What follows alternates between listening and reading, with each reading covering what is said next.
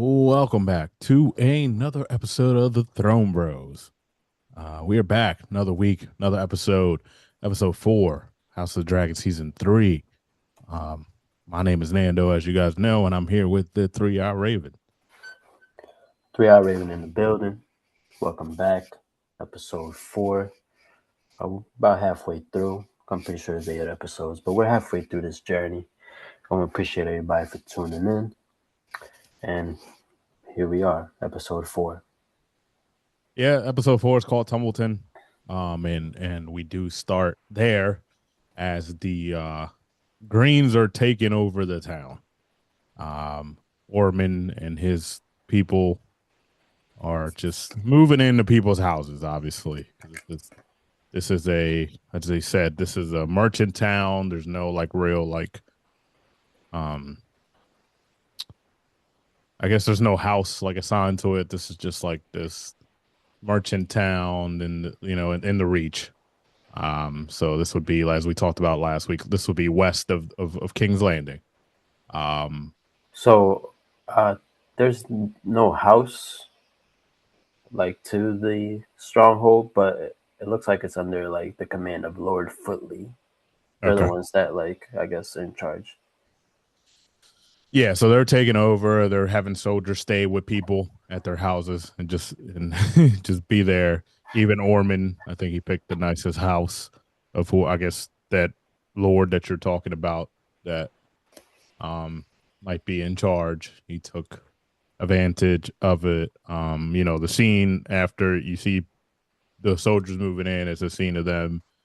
Um, this lord begging, not begging, but like telling Ormond, like, hey, like what why are you here? Like we're not a town that has soldiers. We don't really get into the battles and stuff and all that. You know what I mean? Like, what do you want?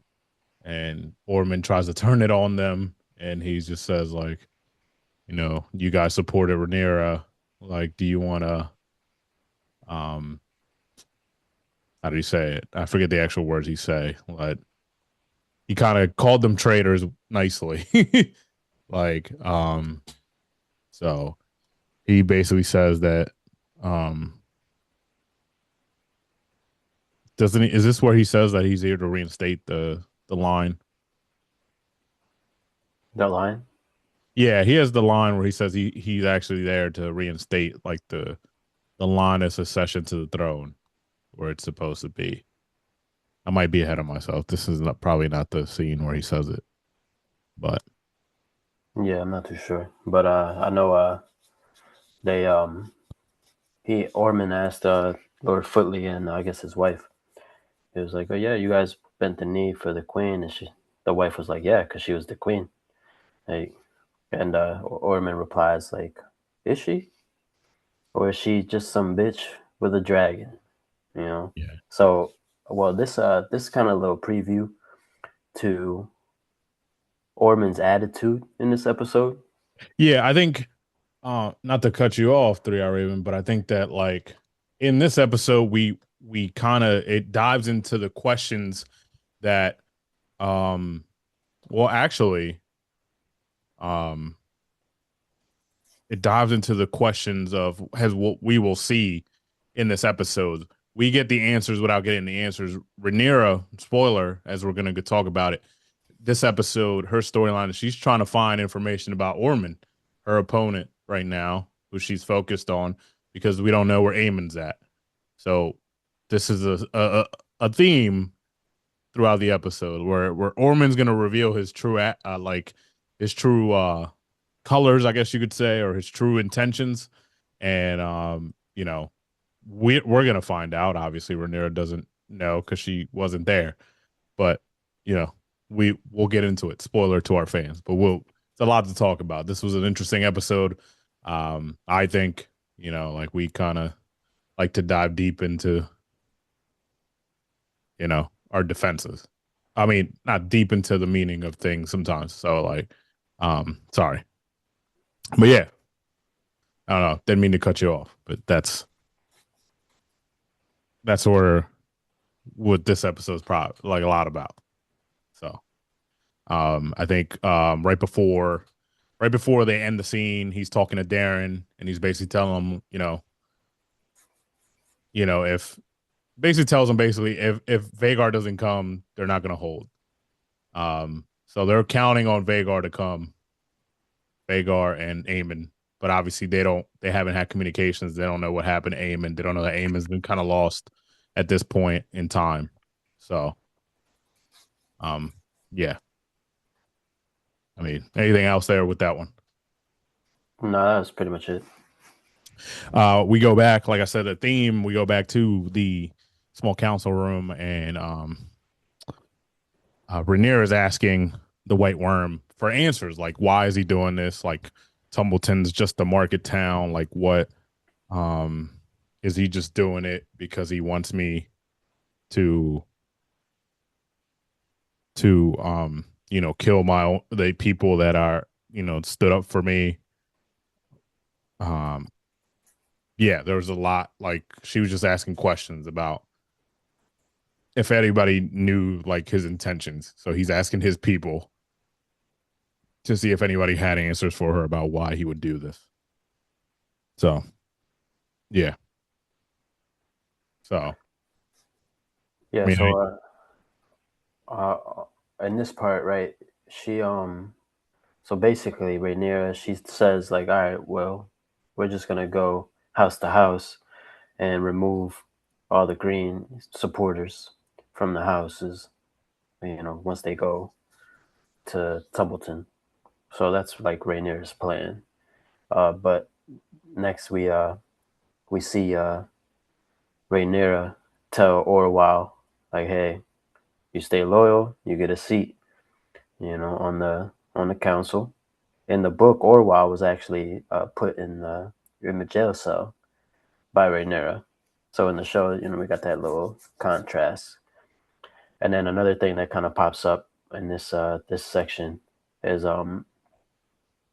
the White Worm tells Rhaenyra to pick a master coin so the people can have someone to blame when there's no coin for food or whatever resources and stuff like that.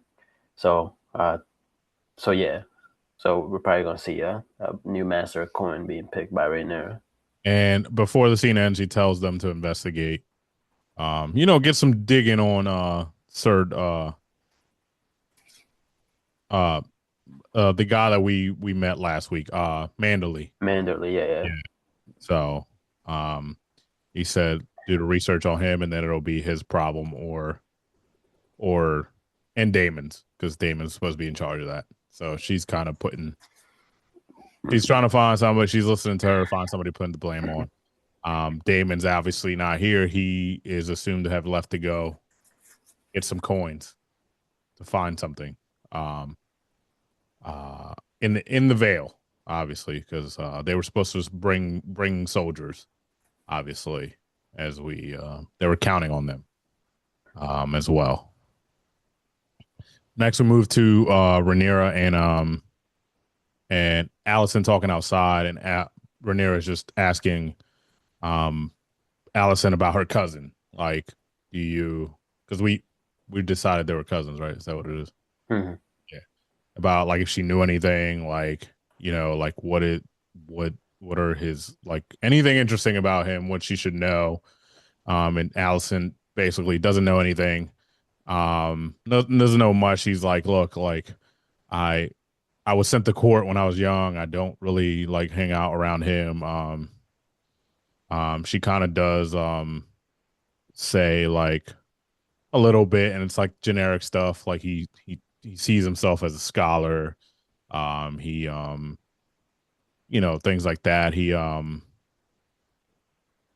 And then you know scholar. He likes the histories. He writes songs. She says he writes ballads. Um, yeah. Yeah. I mean, I think at the end of this scene, she says that that he sorry that he that he's sensitive to smells. So like whatever that means. So maybe that's a tactic that they'll use to weed him out of Templeton. There's also an interesting part where Rhaenyra asked about how she felt about Darren going away, like when she was younger, when he was born or whatever when he was younger, and basically, she's saying like she had to she had to send them, but it was an interesting scene, like the way they put it. They like zoomed in on her hands, like she was kind of like nervous about talking about it. You know what I'm saying? I don't know. You know what I mean? Like I don't know, like if it's like what we were talking about, or maybe what we had talked about off screen about maybe Darren isn't, you know, isn't Viserys's son. Maybe, um, or maybe it's just like we said. It maybe it's a plan of like they dyed his hair. They want it. You know what I mean? Or it could be something else. That she's like, I guess you could say nervous about, where she's like kind of like messing with her hands or whatever, and they zoom on it. But she basically, I think Rhaenyra was trying to connect, obviously, their friends about like her little kids being sent away and stuff like that. And she's probably missing them since she has none of her sons are around, and Jace and Luke, the oldest, are away. So, I mean, that's kind of what happened there. Did I miss anything there? Uh-uh. Yeah. So then we go to Corliss and um Alan, and Alan's like the queen's asking for you. He basically tells him like, look, we don't have any ships. This war's gonna be fought on land. So like I'm gonna go do something with myself. So he's getting ready to march and fight whatever's left of the Triarchy that are raiding like the nearby towns. And he basically tells Alan like, look, you could stay at court. You could go in my stead. This will be good for you. And Alan's like, I'm not. He's like, I can't give you legitimacy, but you can go sit in my behalf. Um, and Alan's kind of like, I'm not. Not good with this court stuff. I'm not. I don't know anything about that. And just basically tells him you got this and leaves. Um, so like that's that scene, which was interesting. Right now, Corliss is a little mad at Rhaenyra, obviously, as we know from last episode. He's a little mad about the whole not, legitimizing the kids. Him and Adam. Sorry, Alan and Adam. We go to. I'm going to jump to the next one unless you got something. Um, we jump to nearby Rook's Rest. We see the Aegon and Laris in the woods. They're coming out of a little wagon. He's like, "Come over here." They walk in the woods a little bit, and then they run into Sunfire, who is just laying there, or what looks like lifeless, but he's not rotten. You know what I mean? He's, from all intents and purposes, it looks like he's intact, but like obviously he's dormant or whatever we want to call it. You know what I mean? I don't know if you can get into this 3-Eye Raven without, obviously you might know it, but it looks like he's dormant. He's not dead. Um, and in a couple of scenes that we'll talk about after this, like you kind of see the differences between a dead dragon and a not dead dragon. But obviously he's not breathing. It looks like he's dead because he's not. Aegon's like goes up and like is basically like trying to talk to um to Sunfire. He's like petting him in the head area. There's a guy that's been making money off the dragon, and he basically comes up and he's like, it's a penny to touch the dragon. And Laris gives him a penny, and he's like, it's two because he's holding it. He's touching with two hands. And then as they're talking in the background, Aegon's talking Valyrian to Sunfire, basically tell him to, hey, like get up, like or whatever. Like he's talking to Sunfire, like, hey, like I'm here. Um, and then he turns around and tells Laris that, hey, he's alive. I know he is. And then, he tries to cover. Laris tries to cover with this random wood guy. Obviously, they're trying to play the part. He's calling him Gregor. He's not calling him Aegon. He's kind of they're using different names, obviously. But Aegon seems to think that Sunfire is in there. He's alive and he's not dead. And obviously,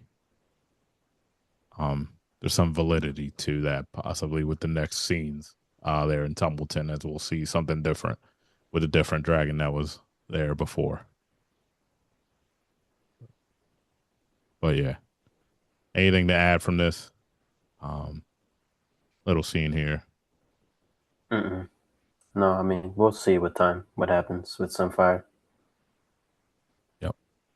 Next, we got the green forces, the other green forces led by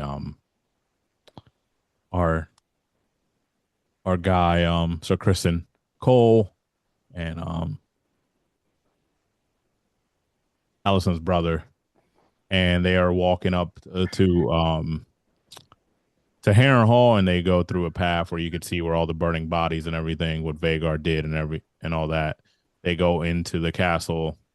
They run into our witch, Alice Rivers, and basically they're like asking about like Eamon, and she's like, "Oh, I haven't heard of it." You know what I mean? Like, I don't know, like where he went, and then back to maybe went back to King's Landing since Rhaenyra took over.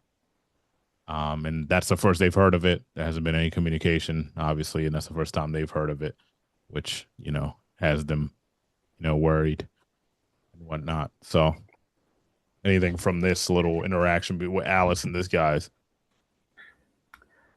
So with this part in the book, like Eamon and Kristen actually do like link up at Heron Hall.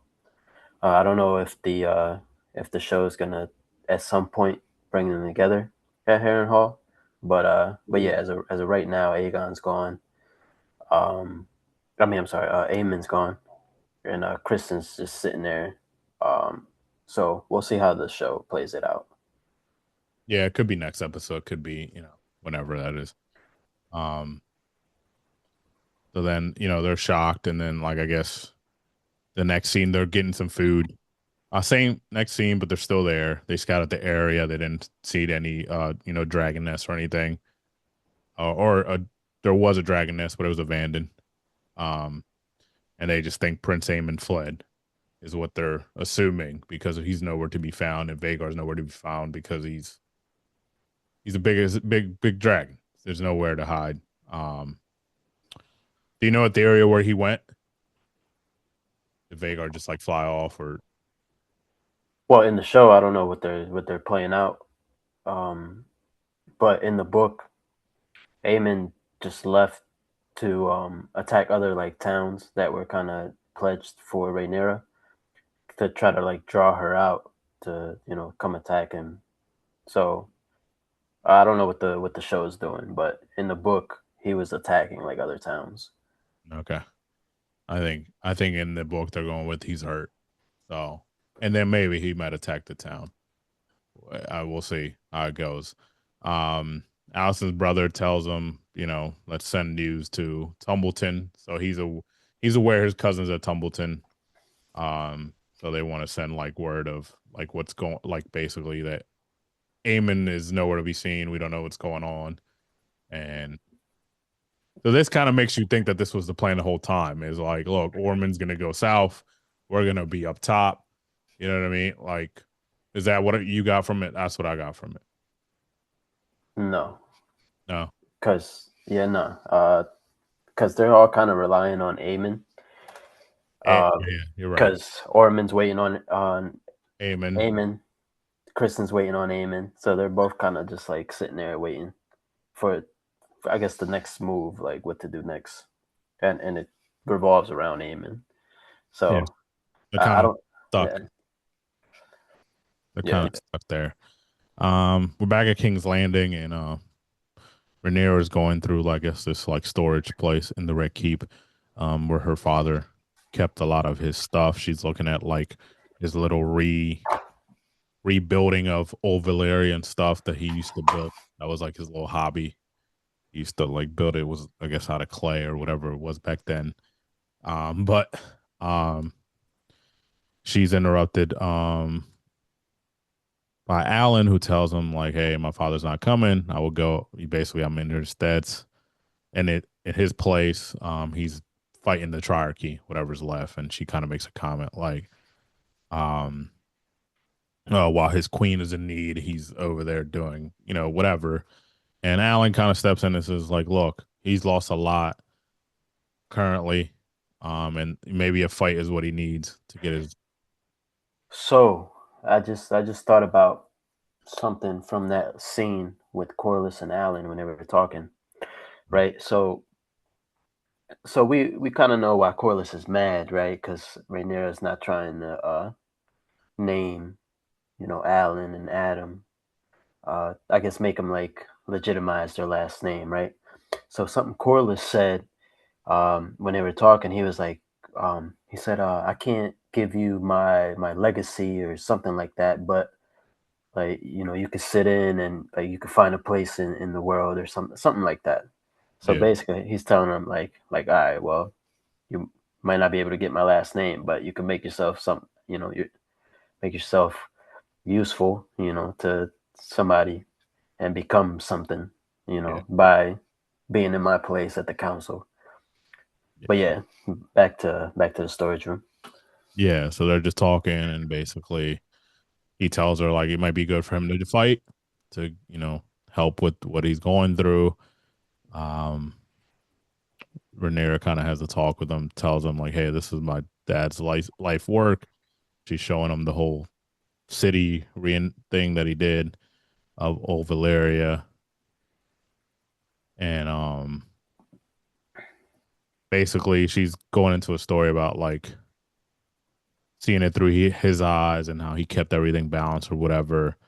And in the little sculpture of old Valyria that he built, there was like a bunch of rats, and she's like, "Oh, these rats are like taking over ever since like Aemon got rid of the rat people."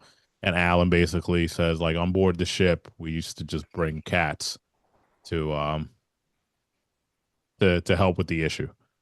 So he's already making himself helpful. I guess they're gonna find cats probably next. Mm. Um,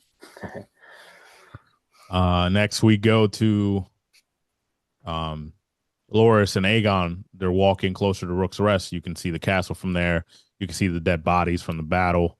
You can see from afar. You can see what is Maylisa's body, corpse, um, very far away. They don't make anything of it until they actually get into the castle at Rook's Rest, and you can see, Maylisa's remains just rotting.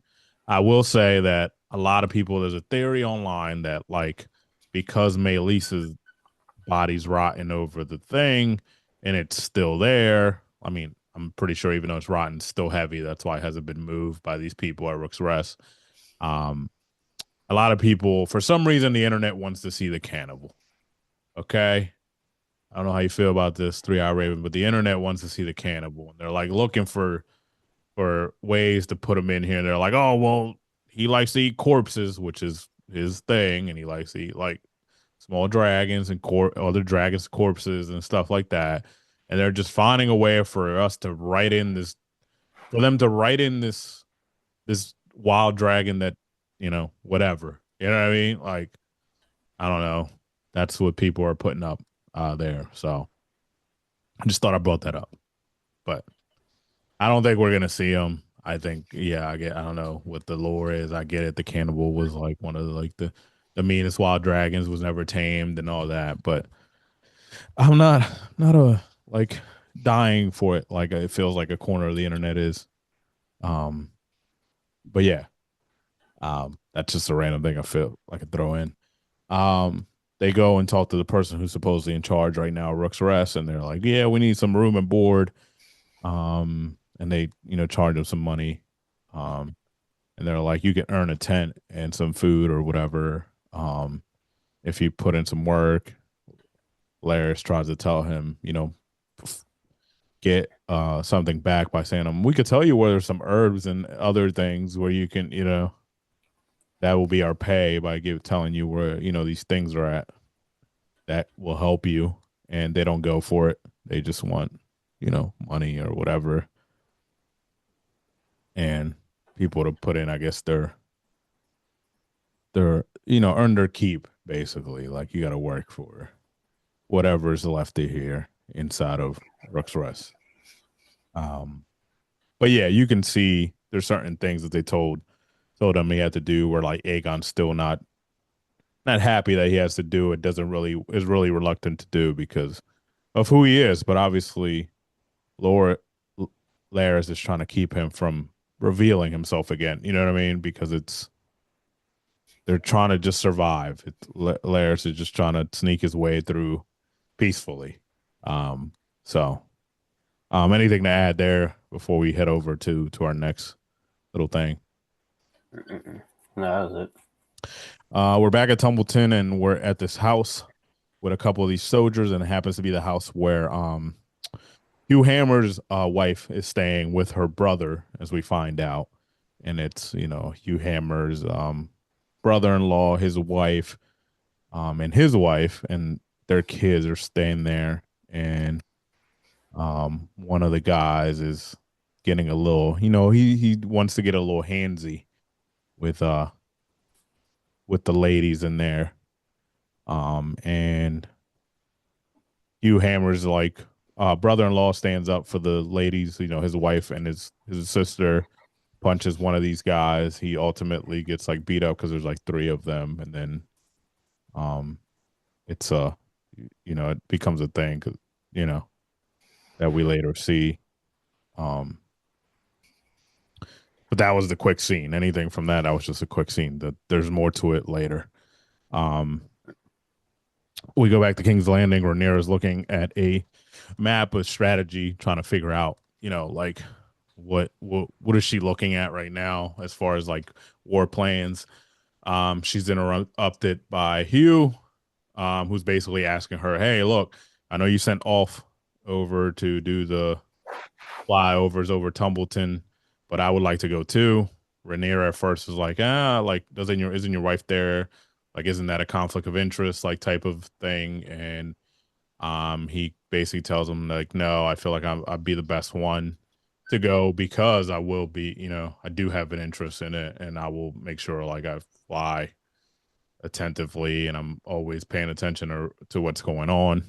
Um, but she finally agreed. She said her and Ulf can split the shifts, um, and go from there. She said basically make sure Ulf knows.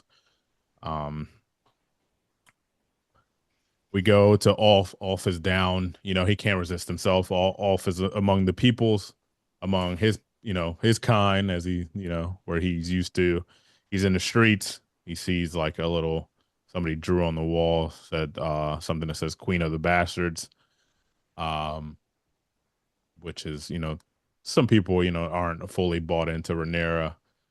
Um, they show him at his local pub where he likes to go, his local bar with all his friends, and they're like, he's back. Um, they're making fun of him because he's a lord, and he's like, "Hey, my lord," the usual thing. Um, uh, yeah, So, in this part, right, it's kind of funny, right? Because Off isn't the smartest person, but I don't think a lot of people caught this, right? On the wall it says Queen of Bastards, right? And people obviously think Jace, Luke, right? The they had strong boys. colors. They had the little colors next to it, right? Is that what you're? No, that's not what I'm referring to. What I'm referring to is like they're not just talking about Jace and Luke. They're talking Talking about about him? Ulf. They're talking about Hugh. They're talking about Adam. Like, so she's the queen of, the people on her team are bastards, right? Because they're all riding Yeah, dragons and everything. So it's not just about like Jace, like, and Rhaenyra's kids, but it's about like people on her team, like, and off, yeah. like, I don't. he obviously didn't process that, but yeah, we can move on. Back to Tumbleton. The matter that happened, the incident that happened, it gets brought up to Orman. Um, the family goes up, rats out the soldier. Obviously, by his reaction, the soldier thinks he's good to go. Orman's going to stick up for him. And then basically, he doesn't. They take him away. He takes like the family side, um, and basically tells this guy that he's going to be taken away, and he's going to behave somewhere else, basically, and he'll have his arm broken. Basically, everything that happened that he did um, to um, to this family is done. And then he, before going back as they leave, he looks at Darren and he's giving a teaching moment. We have to keep a grip on what's going on. Um, he's really trying to teach Darren, show him some type of way of something. And like I said in this episode, we're gonna learn a lot um about them, about Orman and what he's got up his sleeves, I guess. Anything there before we move on? No, no, that was pretty much it. So I mean, you already kind of named some of it, like the soldier. They were gonna cut off his manhood on top of break his arm. So I mean, but yeah, that was pretty much everything. Um, Next we go to Rhaenyra talking to the Orwa, and she's kind of asking him about like communications between like Otto and Ormond or Alice and Ormond in the last like since she's been there at court. And then she asked Orwald about like the High Tower's connection to the Seven, to the church. Um, and then they get into it. And he kind of explains like, yeah, I don't see any influence. Like, I think he says like they helped, like I guess they donated to do the Starry Septon, I think is what it's called. Mhm.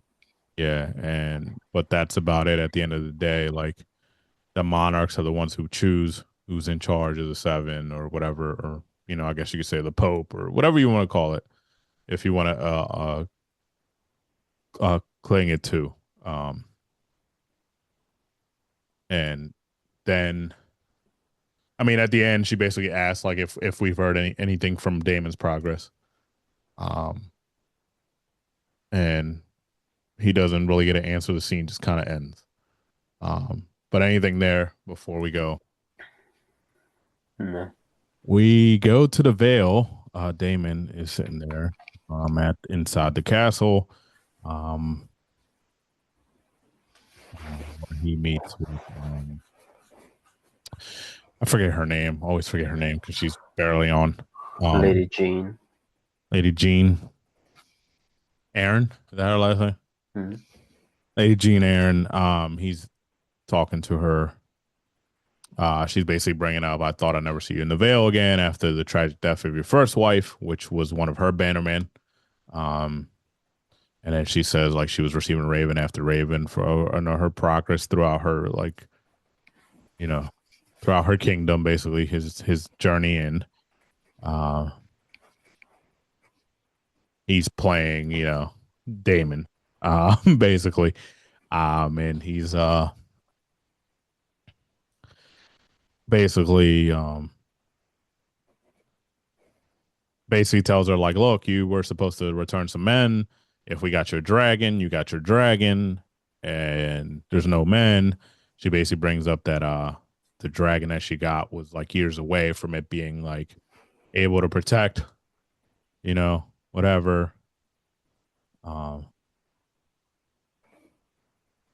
and she's giving them backlash, and she still says they need men, but then he basically tells her like, I haven't come for men, I've come for gold.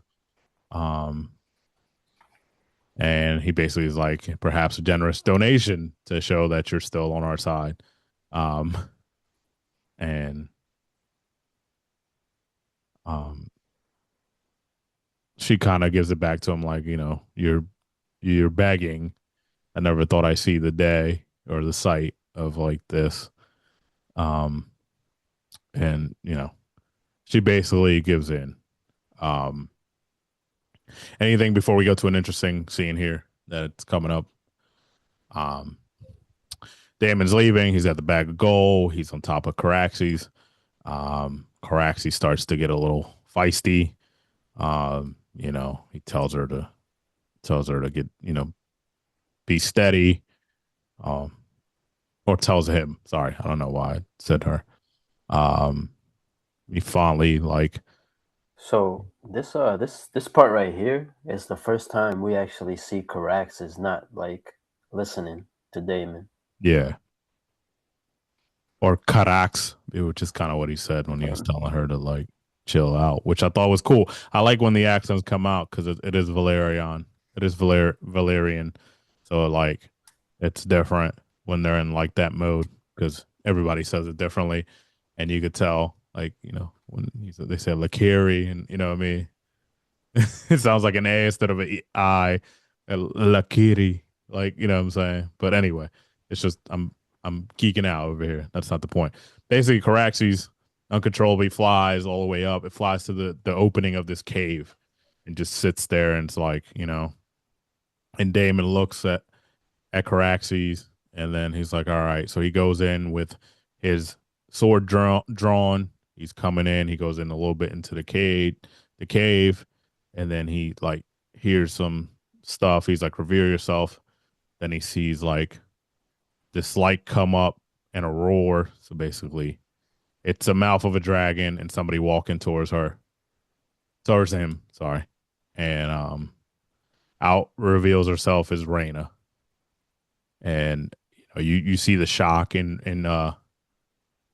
Damon's eyes, and he's like, he's talking to her. He's like, "What have you done to yourself?" You know what I mean? Like, because he sees her hair. She cut her hair, um, compared to the last time we seen her. Um, they have a conversation. He's basically like, like, how'd you do it?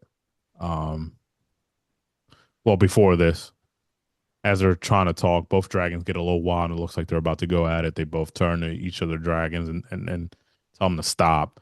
Damon asked her, "How'd you do it?" She was like, "I fed them sheep." And you know, she was able to do it. And then she basically tells him like, you know, like Rhaenyra thinks that that's the reason Jace died. You know, and um, so like they get into a talk, and he basically, I guess, he tries to get her to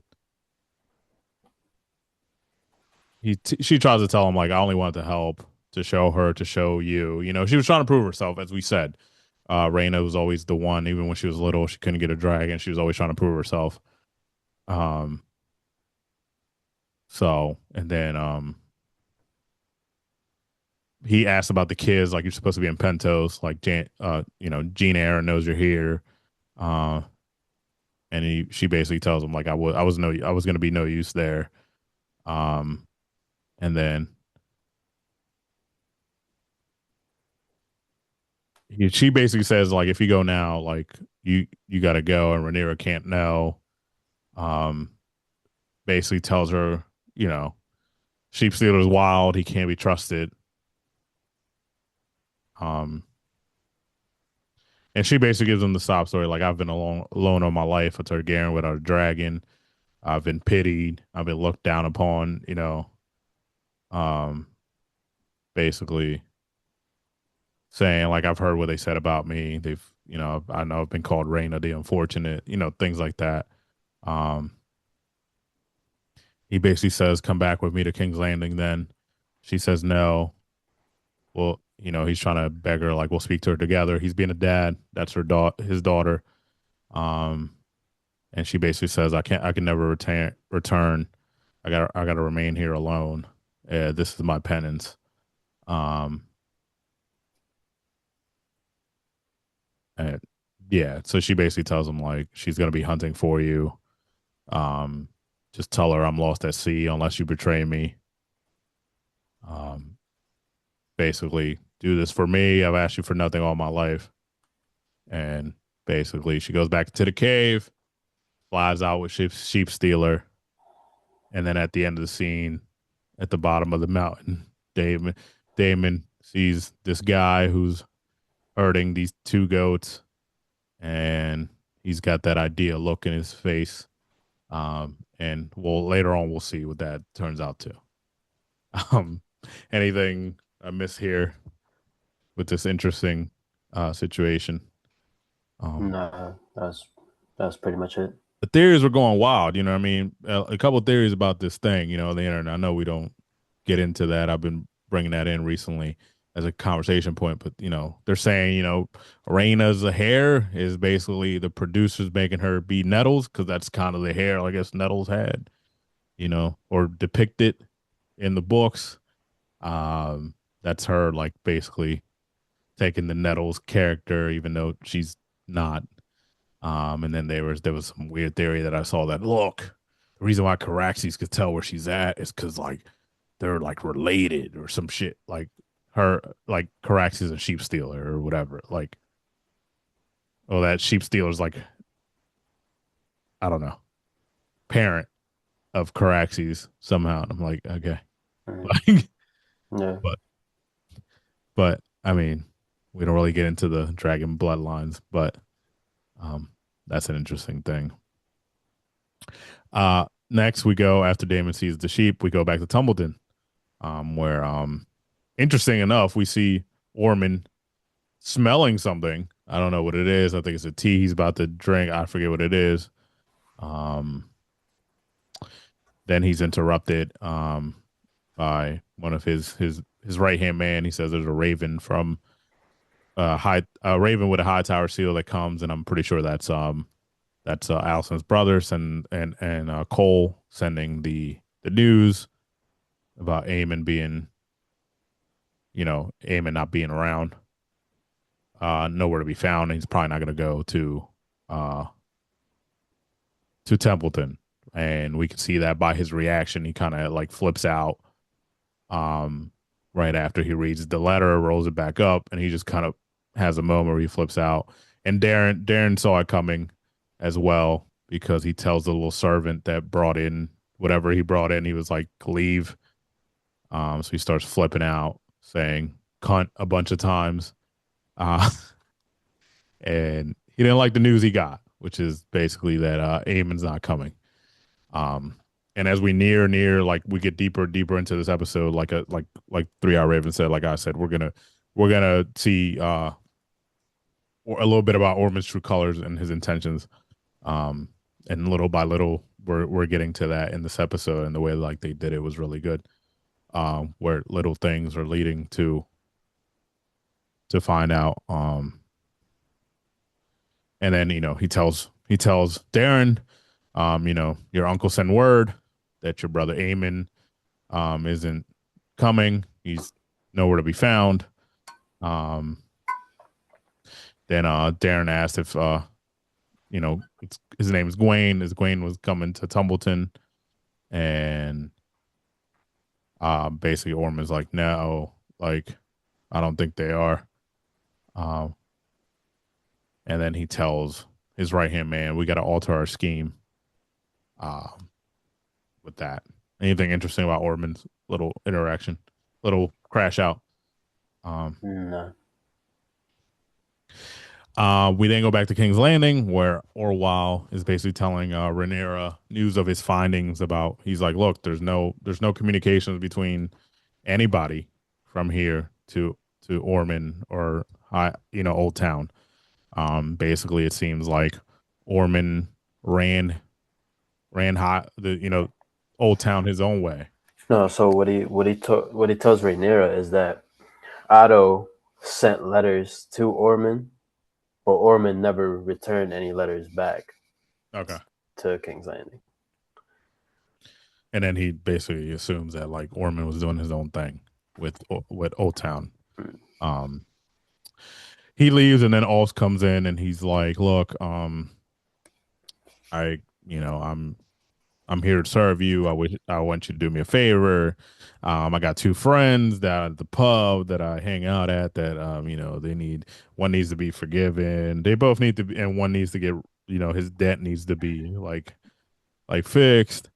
Um, and basically, she tells him like you're a knight now. You shouldn't frequent down there because you're a extension of me. You could get basically kill or somebody could just end you there, and then I'm down one dragon rider, you know what I mean, and a dragon, and then before he leaves, he basically tells her like, hey, like they're saying some things about you over there, like down there. I saw some signs, about the queen. They're calling you the queen of bastards. So he lets her know about that, and like you said, he's not very smart. And they're talking about him too. Um, which then he tries to paint it. He's like, look, they're vile words. Like, I don't know why they would be saying that. They're misguided. So um so then she tells her Kingsguard to get Sir Luther and get those signs, find them and remove them, and find those that are responsible. So she's given orders about these horrible things that are said. They're being said. Um we go back to Rook's Rest. Um and Aegon and Laris are trying to, survive. And then basically, Aegon's getting impatient. He's like, "Look, we got to find like a horse or something, make our way back." And Laris is like, "Look, Rhaenyra sits on the throne, and you don't have a dragon, because obviously Sunfire is not in the picture right now. But we can tell that Aegon's getting a little antsy. He wants to get back. He doesn't like this life living as a commoner, um, as we see. Um, and then Laris basically talks him into it. Um, that basically, look, calm down, relax. She proclaimed you dead. So there's this whole thing. You got to have patience. This whole your resurrection is going to be something that they're going to write songs and legends about. You know what I mean? So just be patient, and then we can we'll figure out how to get you back in there. Um, then Eamon tries to go get some food. Obviously, it's a community like thing. They don't got any food for him. He flips out. He goes to the leader, and he starts like talking, angrily to him about, is this how you rule? Is this how you leave people? Um, the guy's like, sit down. Like, who do you think you're talking to? Takes out a blade. Um, um, basically threatens him like, I'll gut you like a fish. Aegon's a little, he's like, all right, well, I gotta calm down. He gets put on his knees, and then he basically is told to kiss this guy's feet. Um, and Aegon eventually does, just to save face and stay alive. Anything there, real quickly, before we? No, Um, I think Laris mentioned something about a ship, uh, but other than that, it wasn't really anything. yeah, we're back. Yeah, we're back at King's Landing. Damon storming into the the the Council council room. room. Sorry, couldn't think of the name. Brain fart. Council room, and he's like, "I got it. I got the gold, and I got something for you." And just puts this burned head, and basically said, "I got the rider, sheep stealer." You know what I mean? It just puts the thing there. Um, and then he has a funny exchange with Mandalay because he's like, "Who the hell is this?" Mandalay's like talking while he's trying to talk to Rhaenyra, and then he's like, "I'm the new you know, master of coin." And then they talk briefly about what they're gonna do with the little bit of money that they got from the errands. And Damon's insistent that our people have to be paid. So he's talking about the city watch, the people who have been loyal to them. So, you know, nothing is settled as to where the money goes to because Rhaenyra is still, as we see, she's still like looking at this head and like, okay, like what?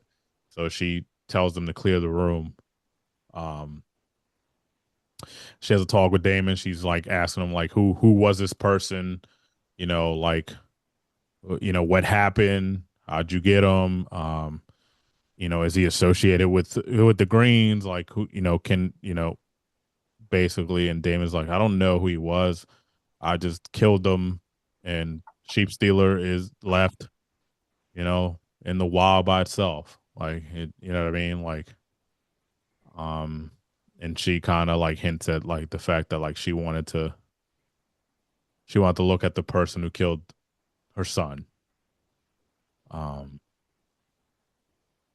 Obviously, we know the story. It played a part, you know what I mean? But it's not the person who actually killed her son, you know what I mean? But whatever. I get it. She's a hurting mom. She doesn't know the full story. She wasn't there. Um, but basically, she calms down about that. She brings up the gold again to Damon, and she's like, "The gold you brought will help the small folk." Um, and then basically, I forget what Damon asked her, but she's like a little longer. Damon brings up the City Watch, and we got to do that, and then it's a little longer. Um, as he's leaving the room, he walks past the White Worm, who basically tells him like, whose head was that?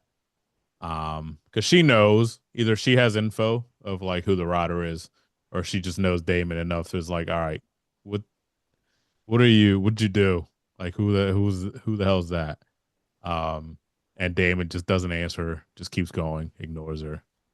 Um, and then um, we see Rhaenyra just still staring by herself at the head at the council room that's on the table, just sitting there. So, anything from that before we jump? Yeah, so in the book, Rhaenyra actually names somebody else the Master of Coin, not Manderley. Hmm. So I'm not really sure why the book chose Manderley, but The in the show. book, huh? You said the book. You're not Yeah, sure what yeah. the show. Why the show picked Manderley. Um, but when after Rhaenyra took over King's Landing in the book, she makes somebody else Master of Coin. That's not Manderley. Okay. But that's pretty much it. All right. Next, we go to back to King's Landing. Hallison's in the room with Helena. Um, Rhaenyra comes in and she basically tells her like, "Hey, I've arranged for your father's remain to be delivered to Old Town, um, you know, as you want it, basically." And then she gives them back. I believe it was one of Otto's rings. Is that what it is that she gives her back? So I don't know if it was his or Viserys. Viserys, because she does say Viserys when she's like handing the ring, but I didn't catch exactly like what she said. So I'm not sure if it's Otto's or Yeah. Viserys.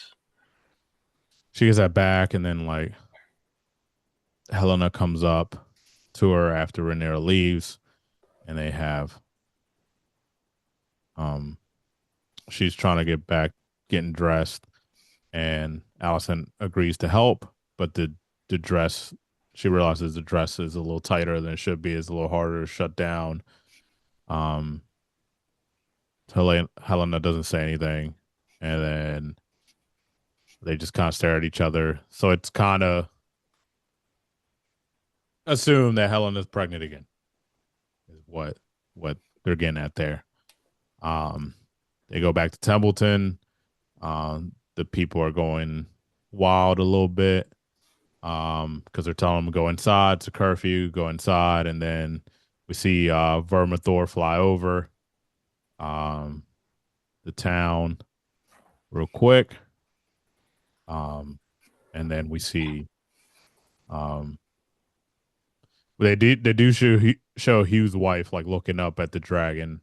I don't know if she actually knows that that's him, or maybe she has a feeling that it is, and then you see Hugh kind of just park outside the town, just watching the town.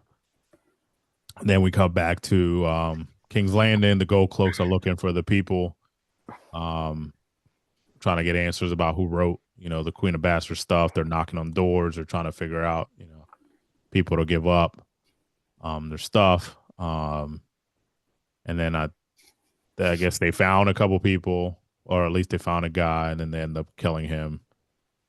But the guy keeps swearing that he doesn't know anything, so they beat him up. Anything there before I go to our final scene, which is very revealing. Well, this is like the beginning of I'm gonna say the shift in the tide. That's all I'm gonna say. Yes, Just there's just always that just that action right there. But keep that in mind. It's yeah. not important right now, but yeah. Then we go back to Tumbleton. We see Darren giving some loving to Tessarion. He's basically telling her like, be patient, my girl. He's talking to her. He's leaning against it. It won't be long before we fly again because Tessarion's getting restless being indoors. And then we see like the first thing I told you we're gonna learn a lot about Orman. He makes a comment as he walks in the room, and he basically told Darren, "I've warned you against indulging in affection for that beast," which Tessarion kind of reacts and kind of starts charging in the direction of Ormond. But Darren stops her. She's also chained, so she's not gonna go far there.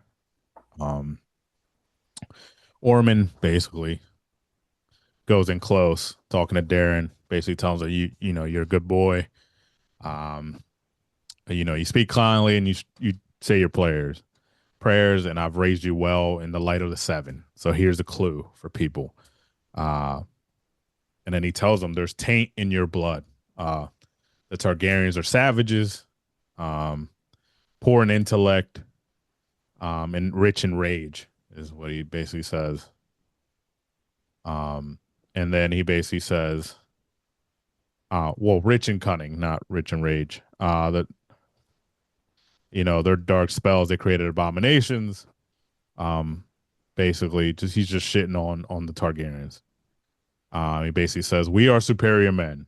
Um, so he's talking about the seven, right? It looks like Orman is really a religious guy who's really into the seven. He follows all that they, seems to be really a fanatic, about that. Um, and then he basically, he's giving Darren like the talk, like, the brutes race. He's talking about his sister, um, raised the woman to the brutes raised the woman to the throne. Where's reason? Where's propriety? It was a blessing that you came to me to be my word. Your brothers are lost. And you remain at High Tower, shadow of the Citadel, and the Starry Sept. He's going on this rant to Darren about, you know, basically tells him, grabs him by the face, and says, "Now you must be king." Okay, so he's making his play for Darren, the kid that he basically raised to get to that throne, and he'll get to that throne because of his last name, and he knows that. Um, and he's basically, and Darren kind of asks, is like, "You really want me to turn against my brothers?" Like, because he's kind of confused, like, how am I going to be king if my brothers are still before me? You know what I mean? Like, um, and basically he's like, "We'll restore the order of, of everything," and then he brings in the Hugh Hammer's brother-in-law. He brings him in. Darren's shocked. He's like, "Why is he here? I thought the soldier was at fault, whatever." And he was like, "Yeah, but he laid his hand on a high tower soldier. That soldier's an extension of you. You got to show that nobody basically messes with you or us." So he basically tells him like he has to pay. He gives Darren his sword and tells Darren to take care of it. Um, Darren, hesitates a little bit, not too much, and just stabs the guy right in the chest real quick and easy. And then Tessarion, without any hesitation, just burns the guy, and it like we could hear like a mouth, like a bite right at the end as it cuts off for the episode. So yeah, go ahead, 3 Hour Raven here on his very So this last scene, right? What I really liked about it, it kind of reminded me of two things, right? Like we see Orman kind of reveal his true colors, like towards the Targaryens, and it kind of reminded me of a Night of the Seven Kingdoms, a Night of the Seven Kingdoms when what's his name?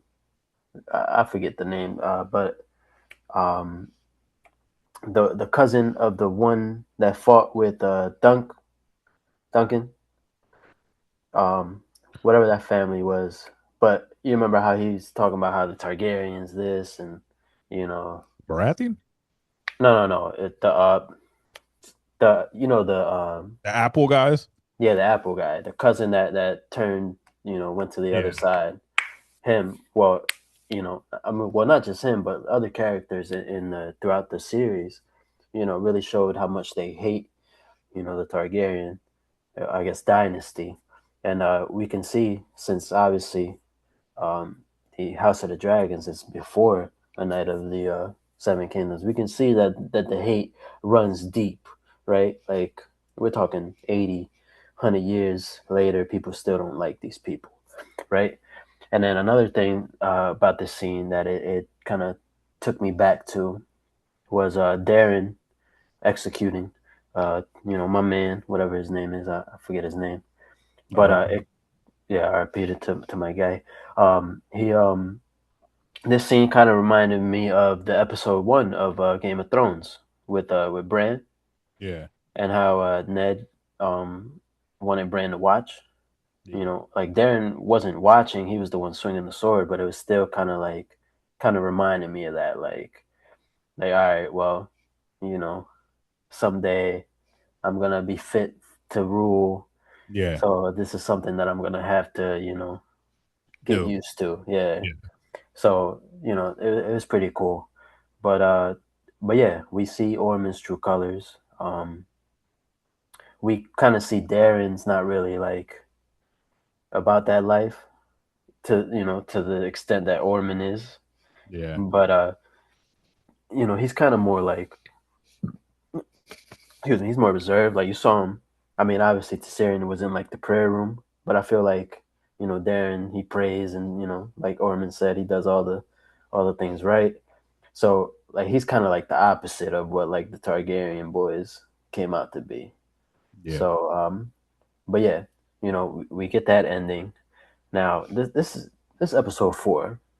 So to all my House of Dragoners, Game of Throners, it's it's up from here. It's up from here. You know, one thing about House of the Dragon, they like to do a lot of setup episodes. They Yes. lead you into what's coming up next. And these last 3 episodes have been that, right? I'm not saying the next episode is going to be something crazy, but It could we're be. half we're halfway through. It's still a lot of good events that are bound to happen if they stick to the story, and if not, if even if they go off the script, like they they don't really like. I haven't seen anything that they changed that like I didn't really like.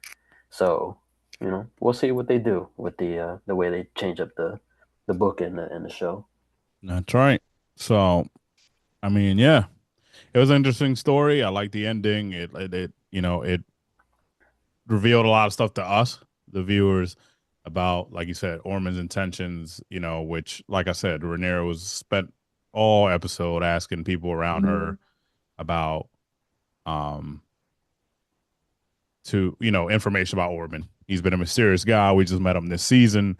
Nobody, I don't even think he was mentioned. Maybe he was by Otto back in the other seasons, but now we get to see, obviously, by that speech he gave Darren at the end, how he feels about his Darren's family. The Targaryens are in charge, and how he feels about how the kingdom should be restored.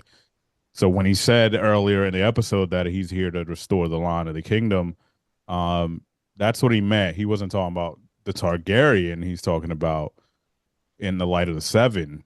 Somebody who's and I'm sure, like you said, you got these purist people. Obviously, this is 100 years before, but I'm still in the shadows. There was people like this, because the Targaryens really did just come over and just take over. Yeah. They said, "We're here now. This is ours." Mhm. I'm sure there's some houses that we're never gonna meet that were prominent back then. You know what I mean? Like Harrenhal was a thing that was ruled by a pretty strong leader. It was a pretty strong house in general, from all that we know. And then Balerion the Dread just came and just burned the bitch down, and like hasn't been able to have a steady hold by anyone. Hundreds and hundreds of years after, still to like current. So I like the episode, very revealing about certain things. If you read between the lines, you're starting to see certain things too that I don't want to get into like yet. But like you said, you know, there's some things that are happening too with other characters that you can kind of read between the lines too. And I won't give it away. I want everybody to enjoy it. And I know the 3 Eye Raven knows what I'm talking about. But any last words, 3 Eye Raven, before we go?